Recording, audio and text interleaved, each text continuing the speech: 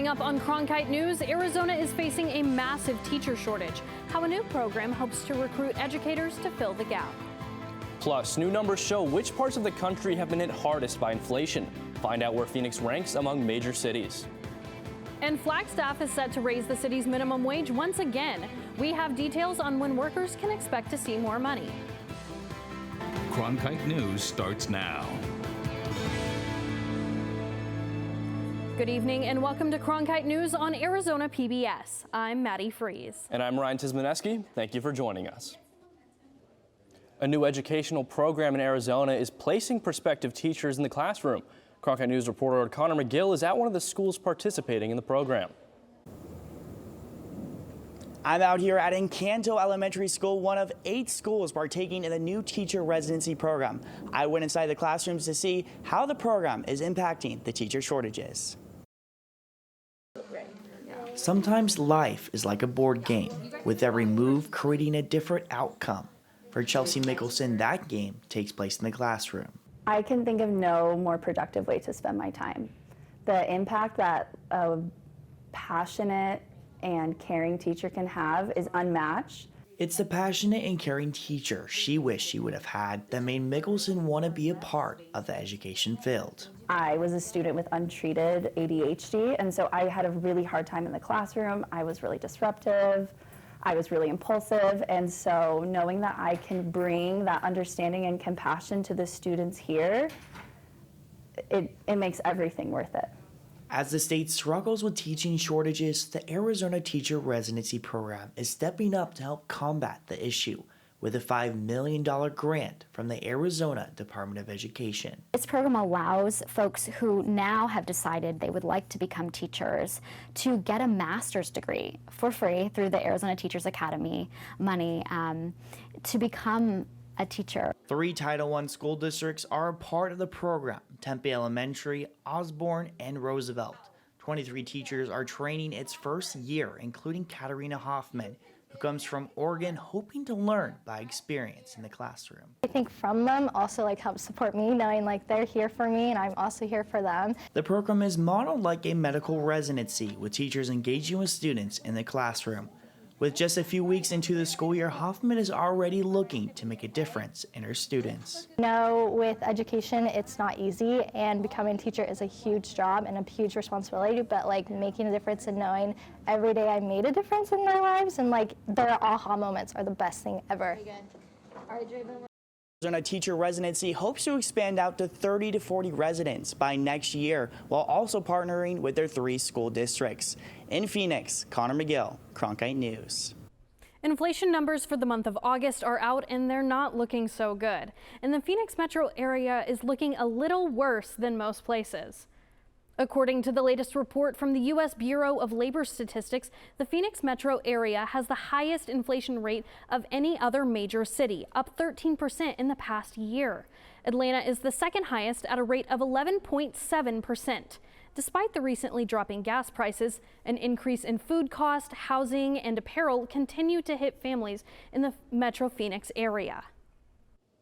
President Joe Biden is addressing inflation and also taking a look at increasing electric vehicle charging stations. Emily Miranda has more from our Washington, D.C. bureau. Thousands of people gathered in front of the White House to hear President Biden speak about the Inflation Reduction Act, which passed last month. However, despite its name, economists think this will only make a moderate change in the country's rising inflation numbers. The latest Consumer Price Index report also shows that nationwide, the inflation rate scaled at 8.3% in the last 12 months. However, this is a 0.8 percentage improvement from June. But there's been a higher than expected increase in core prices like rent and medical care. Economists worry the Federal Reserve will boost interest rates even more, which could send us into a recession. We could be facing another major supply chain issue, and it's all because of a possible labor strike. The first national railroad strike in 30 years could happen Friday if a deal is not reached between 2 major railroad unions and railroad management. It really is going to bottle up the freight system. We have supply chain problems already. The ports are clogged. You throw in a rail strike and tens of thousands of containers can't get to where they want to go. That affects stores and our everyday lives. This strike stems from a scheduling rule that requires some workers to be on call 7 days a week with no break. Without these workers, commuter trains like Amtrak that use freight rail lines would also stop running. The United States is set to spend $900 million on electric vehicle charging stations. The money will help place charging stations across 53,000 miles of the U.S. highway system. President Biden made the announcement in a speech today after touring the Detroit Auto Show. The money comes from the new bipartisan infrastructure law. The Biden administration says the investment will combat climate change while also creating jobs. Right now, the mayor of Washington, D.C. is asking for help to codify her public emergency declaration over the increase of migrants in her city.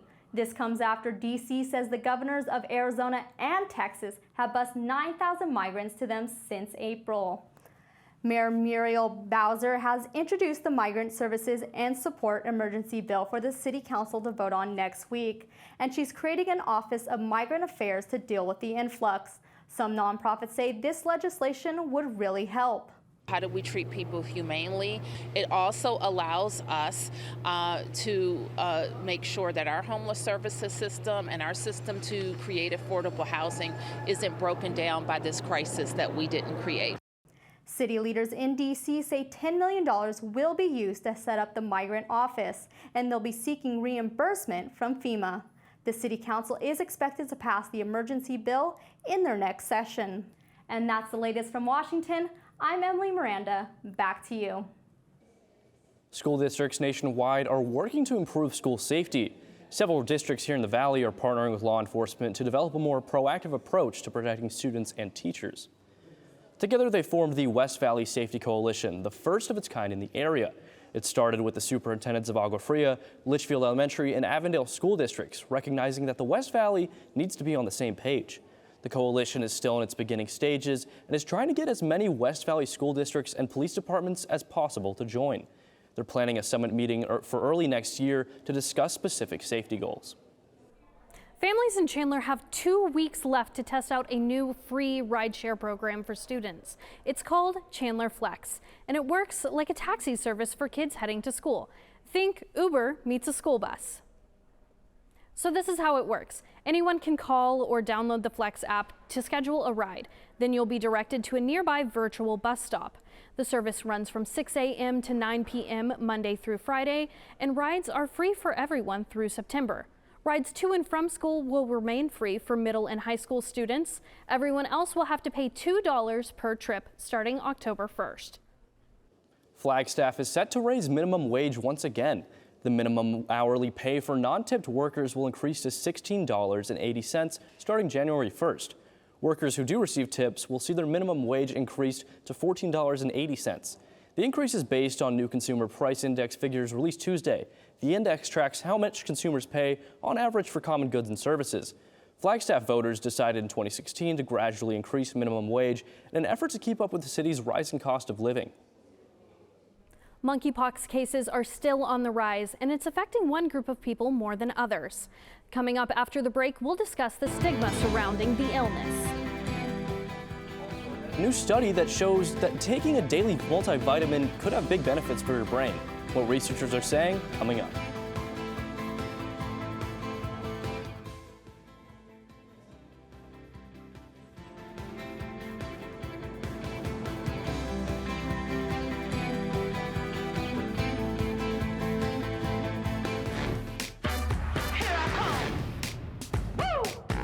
Ain't no time for imitation, ain't no time for playing. I'm just gonna do me. You know what I'm saying?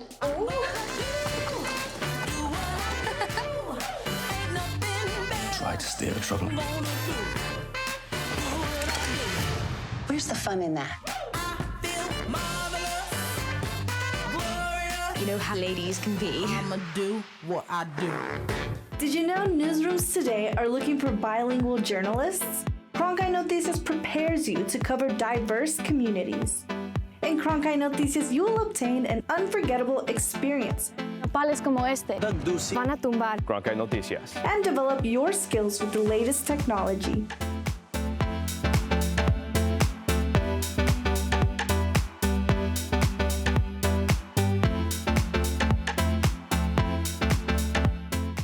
That way flowers will marry nicely. Can you tell me what I'm looking at? I'm not looking for love, I'm looking for cookies. And there's still places to discover. It just absorbs you. You can make this at home if you can't find it. I will continue to eat and drink until you get here.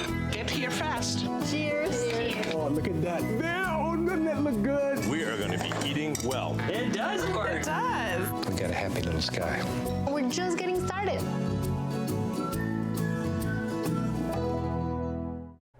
The COVID-19 pandemic is still not over, and now another concerning illness has emerged. Monkeypox is on the rise, with most cases today affecting a particular group of people. Health reporter Geraldine Torellis spoke with advocates in the LGBTQ community about their concerns over intolerance and bias. According to the CDC, over 22,000 cases of monkeypox have been reported in the United States. Around 400 of those are here in Arizona. Most cases are occurring in men who have sex with other men. But that has some worried about a return to the kind of fear-mongering seen at the beginning of another epidemic 40 years ago. 40,000 Americans will get AIDS this year and next. Stigma surrounding the AIDS crisis in the 80s and 90s made for a dark time within the LGBTQ community. But it was also a powerful moment of mass mobilization to fight discrimination. Some wanted to force those with AIDS to quarantine or even carry around an ID card.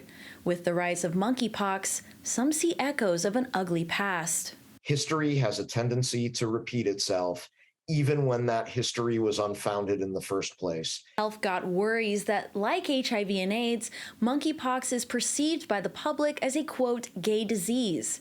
The monkeypox virus is spread through direct contact with an infectious rash, scabs, or body fluids. Most people recover in a matter of weeks without the need for medical treatment. Data shows the majority of cases to date are among men who had sex or close intimate contact with other men.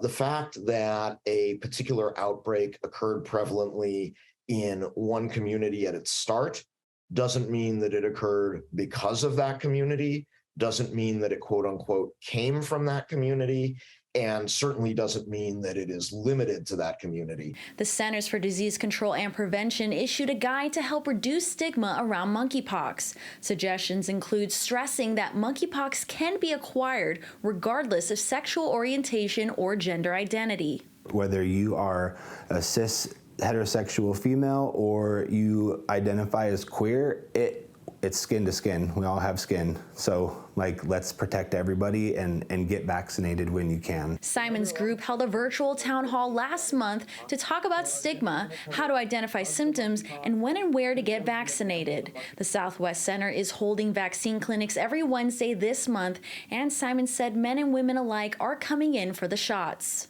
To see yesterday that a different demographic was already coming in and getting vaccinated kind of shows me that maybe our acknowledgement of us not learning anything early on and how we've all been taking a lot of time to talk about the stigma again and let's not repeat what we did last time, I think is at least something that's impacting how we're responding to this. To learn more about monkeypox and get information about vaccinations, visit the Arizona Department of Health Services website. At the Google touchscreen, Geraldine Torellis, Cronkite News. A new study shows taking a daily multivitamin might help with brain function. Researchers aren't saying you should start taking a multivitamin right away, but that you should talk to your doctor about the benefits. Over the course of 3 years, scientists talked to thousands of people 65 and older. They found the ones who took a multivitamin slowed down cognitive aging by 60%. That's almost 2 years. And there were even more benefits for people who had a history of heart disease. The question is, why? That's something scientists don't have a clear answer on yet, but they say it may be because the multivitamins provide micronutrients like vitamin C or magnesium to people who don't have enough, and that gets worse as people age. Valley residents can look forward to cooler temps over the next few days. Luke Vickery joins us from the Cronkite News Weather Center with how long we have until the heat returns. Warmer temperatures will be on the way, but for now, we're going to be sticking to those 90s right now. 93 degrees at 6 p.m. As we move later towards nightfall, we're going to be sticking around at the upper 80s. But tomorrow, high temperatures, pretty similar to what we saw today. 98 degrees in Phoenix, 96 down towards Tucson, 72 up towards Flagstaff. So we're not going to be seeing those triple digits yet. But we will have a drop in our temperatures early next week. And that's going to be from this low pressure system that's going to make its way down from the Pacific Northwest as it makes its way down closer to Arizona. And then this high pressure system we have centered off to our east, just east of New Mexico. That's going to bring up some moisture that's going to give us those chances of rainfall early next week. You can see some of this cloud cover right here towards the Baja California. That's what's going to bring up that moisture from down there. That's going to give us that chance of precipitation. And most of that's going to come, we're going to speed this forward actually to Tuesday next week, and that's where we're going to have those chances of precipitation. That's going to be towards the eastern portions of Arizona, the higher elevation portions of Arizona. That's where we're going to see those higher chances of rainfall, those darker green areas. Moving on to the 8-day forecast, we're going to see triple digits Saturday, and those triple digits are going to stick around throughout the weekend. But soon we will lower those temperatures Tuesday, Wednesday. I'm going to put 20% chance on Tuesday. That could change. Make sure you stay tuned to Cronkite News. We'll give you an update on that later. And then we'll finish the week on Thursday at 98 degrees. In the Cronkite News Weather Center, I'm Luke Vickery. I'm Emily Bernstein. Coming up after the break, I'll have your Cronkite Sports Report. One of the biggest boxing matches comes to Glendale next month. We'll have all the details on who enters the ring up next.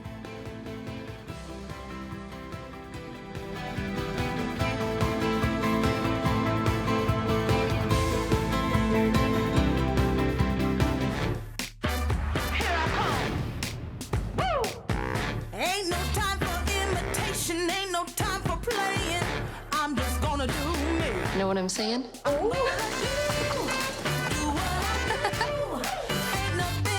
Try to steer the trouble. Where's the fun in that? You know how ladies can be. I'ma do what I do. Did you know newsrooms today are looking for bilingual journalists? Cronkite Noticias prepares you to cover diverse communities. In Cronkite Noticias, you will obtain an unforgettable experience Nopales como este van a tumbar. Cronkite Noticias. and develop your skills with the latest technology.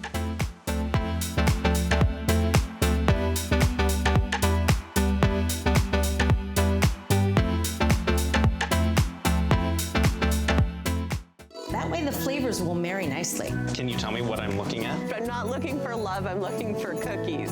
And there's still places to discover. It just absorbs you. You can make this at home if you can't find it. I will continue to eat and drink until you get here. Get here fast. Cheers. Oh, look at that. Damn, doesn't that look good? We are going to be eating well. It does work. It does. We got a happy little sky.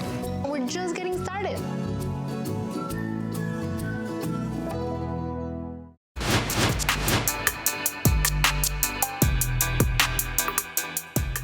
Welcome back to the Cronkite Sports Report. I'm Emily Bernstein. A boxing match for the ages is coming to Glendale at the end of October when 47-year-old Anderson Silva takes on 25-year-old Jake Paul. Cronkite News reporter Jacob Flores was on hand when the two met up yesterday for the pre-fight press conference. Arizona has become a hotbed for combat sports over the past few years, with consistent visits from Bellator MMA, the UFC, and now a high-profile boxing match on its hands. Instead of Las Vegas, New York, or Los Angeles, the Jake Paul-Anderson Silva fight will take place at Gila River Arena in Glendale. There's a huge fight community here, a huge MMA community here that will come out to support Anderson, and my fans are in different areas, right? I have a digital fan base. Open the mind for people in the companies and producer make something in this city, you know, and it's so special. I'm so happy to help to bring a good and special show for the city. While most fighters spend their time leading up to the match trash-talking each other, Paul and Silva have a mutual respect, but that doesn't make it any less interesting. This could be a changing of the guard, or you could win and, you know, silence the kid that everyone wants to be silenced. So I do think this is iconic in that sense, and you're a legend, bro, and you're good as Paul versus Silva is just the third pay-per-view boxing match held in Arizona over the last 2 years. This highly anticipated match is scheduled for 8 rounds in what should be a great night for the fans and the Grand Canyon State. In Glendale, Jacob Flores, Cronkite News. Bill Richardson, former ambassador to the United Nations, is in Moscow this week to negotiate the release of WNBA star Brittney Griner and security executive Paul Whelan. Richardson has a history of making and working with hostage negotiations. He told the Associated Press last month a prisoner swap would need to be proportional, 2 for 2. Griner was sentenced to 9 years in a Russian prison for drug possession. She missed the Mercury season this year due to her detention. Tim Kempton, Phoenix Suns radio color commentator, was hopeful the visit would help. I hope it gets done soon. I hope that the other Americans that are being held in Europe, in Russia, come home as well.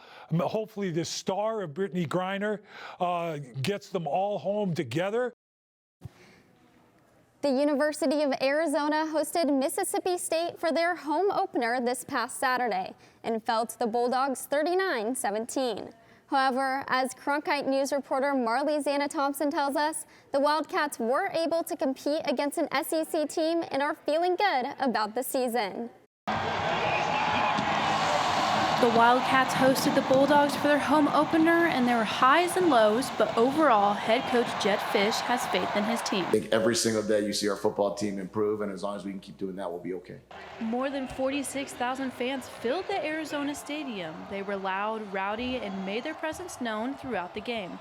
It was packed really all the way through. We made a couple huge stops on 3rd and 4th down because of the student section. They were awesome tonight. We need them to keep fighting with us. And as we build this stadium into being a packed house, we'll continue to improve and play better. The fans made the Bulldogs panic at times, and when the Wildcats needed some motivation, they were there for their team. On defense, the crowd got loud and they were trying to communicate, and they couldn't hear each other, so they had to call a timeout. So it's definitely an advantage. Although the Wildcats were unable to secure their second win, their spirits were high. Our locker room was very encouraging, I know guys were reiterating, we got 10 more games, and I think we don't need to, dwell on this loss. All we got to do is just play it, week by week. The Wildcats failed to start the season 2-0. However, you would not have been able to tell based on the environment here at Arizona Stadium, and Coach Fish recognizes there are a lot of positives to take away from this game. As we say all the time, right? Our culture is strong because of the young guys that came in and because of the older guys that stayed. And we're just continuing to get started here. I believe that we're going to have great nights ahead. In Tucson, Marley Zana Thompson, Cronkite News. ASU is still looking for its identity on the football field after last week's loss to 11th-ranked Oklahoma State. The team is looking to build on the positives from that game and get some momentum moving forward. ASU is still welcoming in 43 new players to their roster, which means the team is still learning how to play with each other. Offensive coordinator Glenn Thomas is taking note of the fact and using last week's loss as a stepping stone toward building chemistry on offense. As you take a step back and you talk about particularly the newness of our team, particularly on offense, it was encouraging to see the mentality, the makeup, the focus that maintained throughout the game. So, that's all things that we've talked about, we've addressed, and hopefully we can see improvement this weekend. ASU will host Eastern Michigan on Saturday. Kickoff is at 8 p.m. That's it for today's Cronkite Sports Report. Back to you, Ryan. Coming up, scientists say they found the best way to get a baby to stop crying and go to sleep. We'll tell you the step-by-step method researchers say new parents need to know.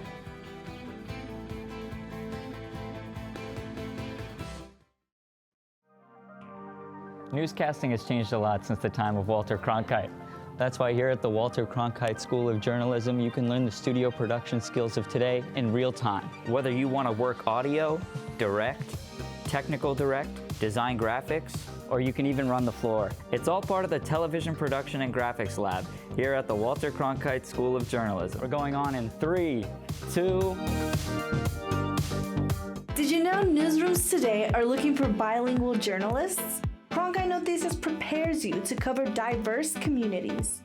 In Cronkite Noticias, you will obtain an unforgettable experience Pales como este van a tumbar. Cronkite Noticias. and develop your skills with the latest technology.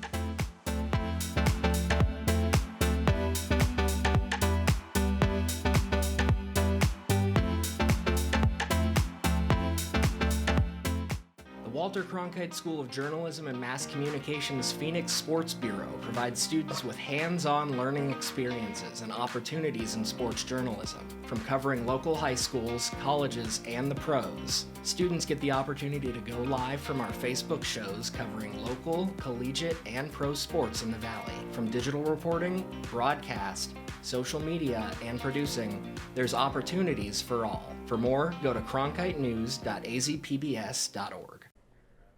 Good news for parents with infants at home. Scientists say they have found the best way to get a baby to stop crying and go to sleep. Here are the step-by-step directions. First, hold the baby and walk around for 5 minutes. Then sit with the baby for 5 to 8 minutes, and finally, place the baby inside the crib. This is straight from the Journal of Current Biology. Researchers studied how infants reacted to different scenarios and determined this to be the best method. They say if parents don't sit with their crying child, it will be harder for the baby to calm down. That's it for Cronkite News tonight. Thanks for joining us. For top Arizona stories anytime, go to cronkitenews.azpbs.org.